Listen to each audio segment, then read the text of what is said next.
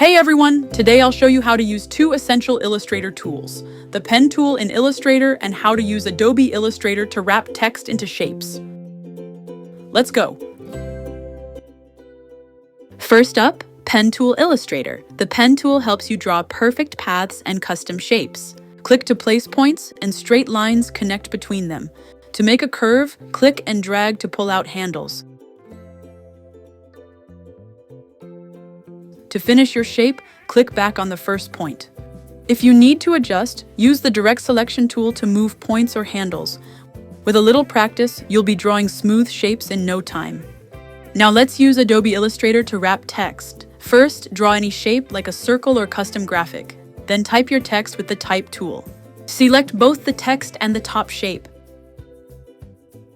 Go to Object, then Envelope Distort, and then Make with Top Object. Your text will wrap and fill inside that shape.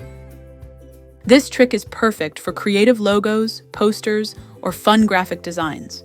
And that's it! You now know the basics of the pen tool in Illustrator and how to use Adobe Illustrator to wrap text inside shapes.